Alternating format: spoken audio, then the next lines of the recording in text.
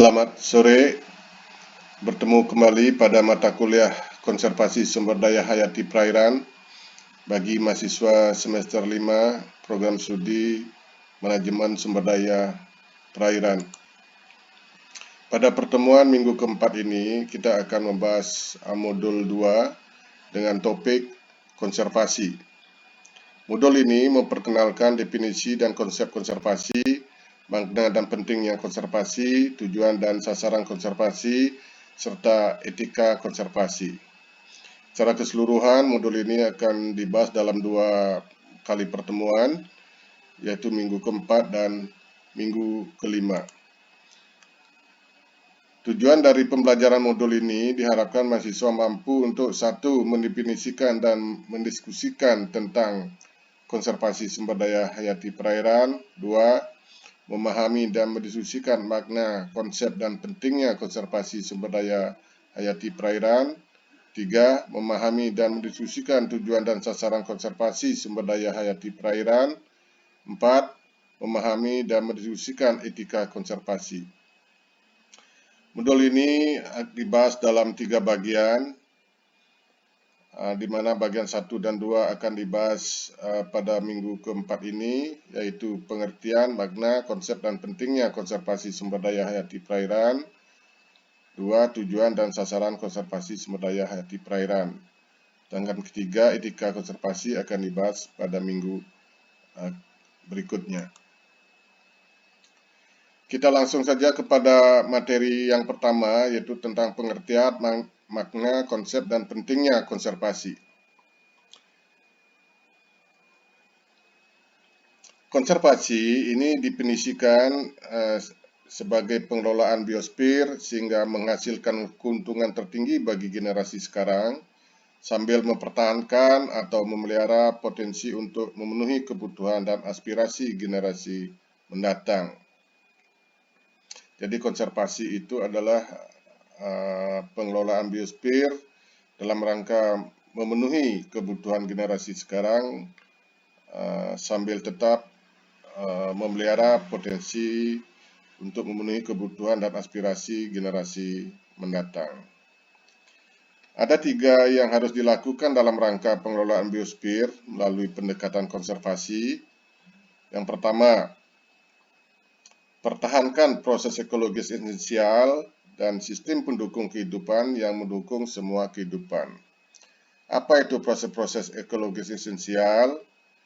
Nah, ini proses ekologis esensial ini berkisar dari fenomena global, misalnya siklus oksigen dan karbon, hingga fenomena lokal seperti penyebaran larva oleh arus, ya, kalau di perairan, ya, pergerakan arus, ya. Kemudian yang kedua, keragaman genetik harus dilestarikan untuk mempertahankan kisaran variasi yang ada pada organisme. Jadi di sini adalah pengawetan keanekaragaman genetik, meliputi spesies, subspesies, varietas, strain, serta bentuk tumbuhan, hewan, dan mikroorganisme. Yang ketiga, kita harus memanfaatkan material genetik atau sumber daya genetik, spesies, dan ekosistem secara berkelanjutan. Nah, itu ada tiga kerangka, ya, konservasi dalam pengelolaan biosfer. Selanjutnya, bagaimana definisi konservasi sumber daya hayati, ya, dalam konteks peraturan perundang-undangan. Undang-Undang Nomor 5 Tahun 1990 sebagai Undang-Undang Konservasi KHATI mendefinisikan konservasi sumber daya alam hayati, yaitu pengelolaan sumber daya alam hayati yang pemanfaatannya dilakukan secara bijaksana untuk menjamin kesinambungan persediaannya dengan tetap memelihara dan meningkatkan kualitas keanekaragaman dan nilainya. Nah, ini dalam rangka memberi keuntungan yang optimal bagi generasi pada saat ini sambil tetap memelihara untuk kebutuhan dan aspirasi generasi yang akan datang. Sementara itu, Undang-Undang Perikanan, Undang-Undang 31 tahun 2004 dan perubahannya Undang-Undang 45 tahun 2009 mendefinisikan konservasi sumber daya ikan. Jadi ikan ini adalah seluruh organisme yang hidup, baik sebagian maupun seluruh siklus hidupnya itu berada dalam perairan atau air. Nah, Undang-Undang Perikanan mendefinisikan konservasi sumber daya ikan sebagai upaya perlindungan, pelestarian, dan pemanfaatan sumber daya ikan, termasuk ekosistem, jenis, dan genetik, untuk menjamin keberadaan, ketersediaan, dan kesinambungan dengan tetap memelihara dan meningkatkan kualitas nilai dan keanekaragaman sumber daya ikan. Jadi kata kuncinya dari definisi konservasi sumber daya ikan Undang-Undang Perikanan ini adalah 3P, yaitu perlindungan, pelestarian, dan pemanfaatan berkelanjutan. Konservasi sumber daya hayati adalah tentang menyelamatkan kehidupan di bumi, ya, dalam segala bentuknya. Jadi dalam rangka menyelamatkan kehidupan di bumi ini, ya, mencakup upaya perlindungan, pelestarian, pemeliharaan, penggunaan berkelanjutan, pemulihan, dan peningkatan komponen keanekaragaman hayati baik pada tingkat spesies, genetik, maupun ekosistem. Jadi konservasi tidak hanya menyangkut perlindungan semata. Nah, ini supaya dipahami, konservasi itu jangan diartikan ketat sebagai perlindungan semata. Dia mengandung makna di samping perlindungan juga pelestarian dan pemanfaatan berkelanjutan. Ingat 3P. Konservasi adalah bentuk atau perwujudan dari pembangunan berkelanjutan, dalam rangka mewujudkan pembangunan berkelanjutan. Jadi tetap menyeimbangkan antara perlindungan, pelestarian, dan pemanfaatan berkelanjutan. Nah, konsep pemanfaatan berkelanjutan sumber daya hayati sebagai sumber daya terpulihkan atau renewable resources adalah bagaimana pemanfaatan pada tingkat yang tidak melampaui kemampuan pulihnya. Nah, ini konsepnya dalam konservasi sumber daya hayati, ya, pemanfaatan berkelanjutan. Jadi ada batas-batas kemampuan sumber daya hayati itu untuk pulih.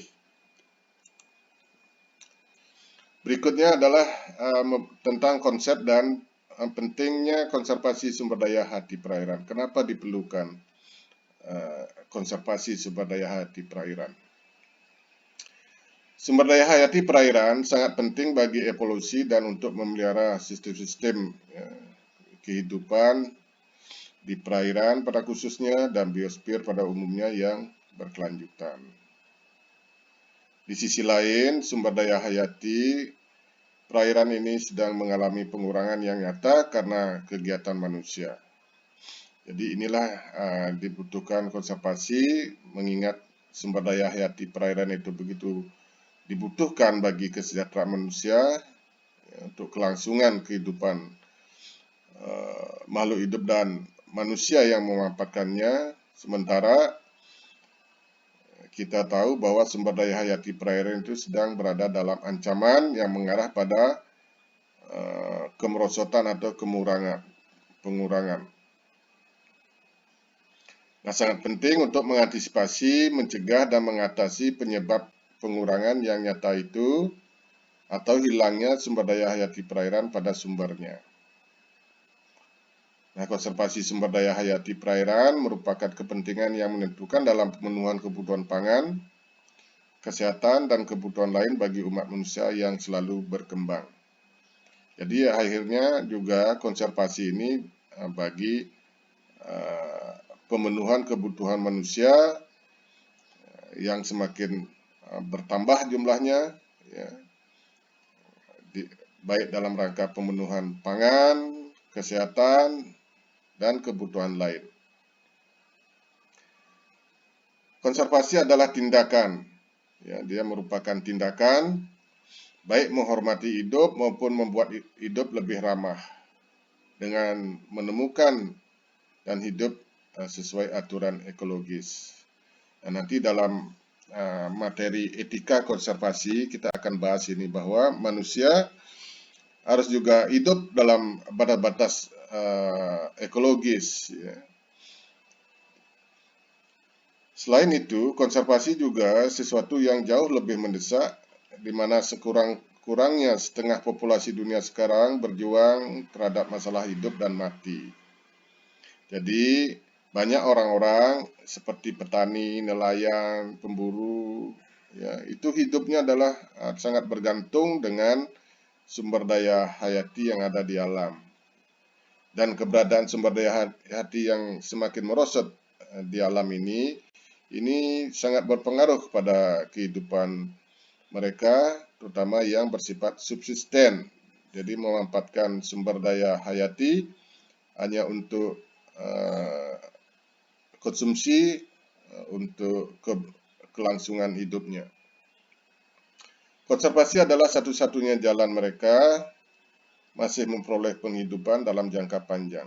Tanpa adanya konservasi, maka sumber daya hayati suatu saat akan hilang, ya, dan mereka tidak akan mempunyai akses lagi terhadap sumber daya alam. Kemampuan bumi untuk menunjang manusia telah menurun secara tidak terpulihkan. Kita ketahui, ya, kemiskinan dan keberlangsungan ini cenderung mendorong pemanfaatan sumber daya alam secara tidak ramah lingkungan, ya, karena keterbatasan, tidak mempunyai pilihan-pilihan lain. Kita juga tahu bahwa basis sumber daya hayati untuk mendukung industri telah semakin menyusut. Misalnya di perikanan, banyak industri perikanan yang telah gulung tikar karena ikannya sudah menyusut. Pada akhirnya, konservasi adalah masalah hidup dan mati bagi semua orang. Ya, nah, ini harus disadari sehingga manusia secara keseluruhan mempunyai kesadaran tentang pentingnya konservasi ini. Cara menuju pembangunan berkelanjutan adalah dengan menemukan dan menerapkan pola pembangunan yang juga melestarikan sumber daya hayati yang penting bagi kelangsungan hidup dan kesejahteraan manusia. Jadi mengintegrasikan antara pembangunan dengan konservasi. Jadi pembangunan dan konservasi itu tidak dipandang secara terpisah, ya, tapi dia adalah satu kesatuan.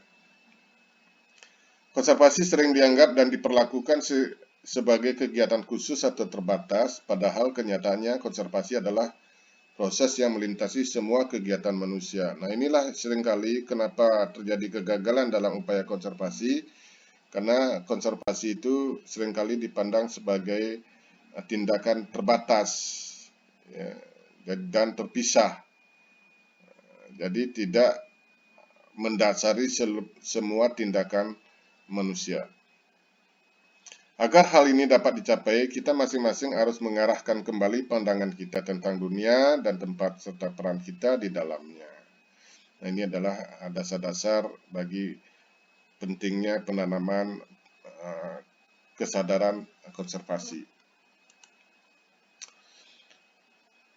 Berikutnya adalah tujuan dan sasaran konservasi.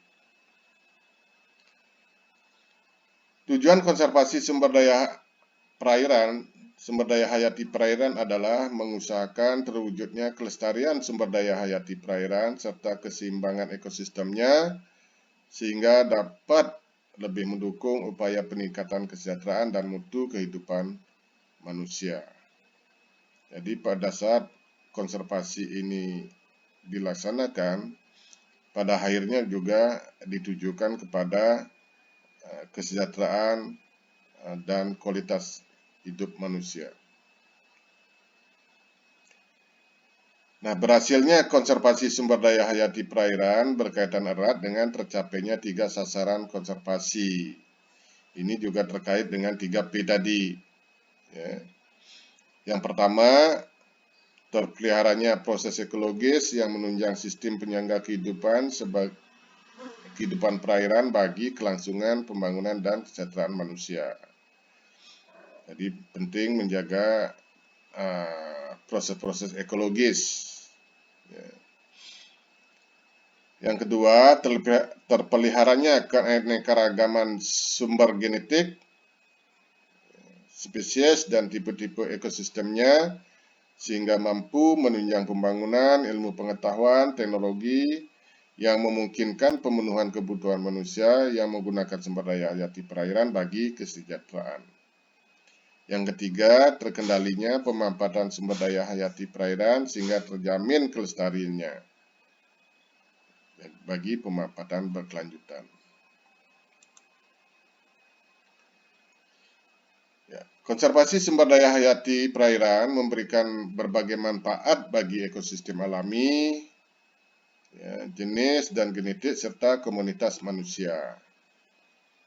Ya, jadi konservasi sumber daya hayati perairan ini bermanfaat bagi ekosistem, ya, jenis, genetik, dan akhirnya juga manusia. Meliputi 1. Memelihara atau memulihkan struktur, fungsi, dan integritas ekosistem. Ya. Nah, ini agar terpeliharanya struktur, fungsi, dan integritas ekosistem ini itu dilakukan dengan cara melindungi habitat dari kerusakan, ya, terutama oleh aktivitas manusia.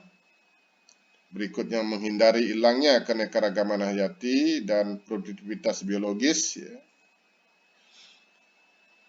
Selanjutnya, melindungi fungsi dan proses ekologis utama, terutama yang berkaitan dengan jaring makanan, ya, dan memelihara kelimpahan spesies kunci, ya, dan berkontribusi pada manajemen berbasis ekosistem dan meningkatkan ketahanan ekosistem skala besar dari tekanan. Ini sudah dibahas minggu yang lalu. Berikutnya yang kedua, menyediakan jaminan untuk mengurangi dampak yang merugikan, terutama dari penangkapan ikan yang berlebihan. Nah, ini juga sudah kita pelajari, ya, bagaimana konservasi itu mendukung pengendalian penangkapan ikan, ya, dengan menerapkan sistem zonasi dan adanya zona larang ambil. Yang ketiga, melindungi area tertentu yang dapat menyediakan bank benih reproduktif untuk perkembangbiakan ini, di mana telur dan larva ikan nantinya dapat didistribusikan ke daerah lain. Nah, inilah konsep dari konservasi itu, dia akan memberikan limpahan kepada lingkungan di sekitarnya yang disebut dengan spillover. Keempat, manfaat sosial dari apresiasi dan keterlibatan dalam pengelolaan konservasi. Dan kelima, manfaat ekonomi dari perikanan dan pariwisata berkelanjutan. Kalau misalnya konservasi sumber daya hayati perairan ini dapat dilakukan secara efektif, sesuai dengan kaedah-kaedahnya, maka dia akan secara nyata dapat memberi manfaat ekonomi, misalnya dari perikanan yang semakin produktif, dan pariwisata, khususnya pariwisata bahari, yang berdaya saing, ya, dan berkelanjutan. Baik, jadi demikian.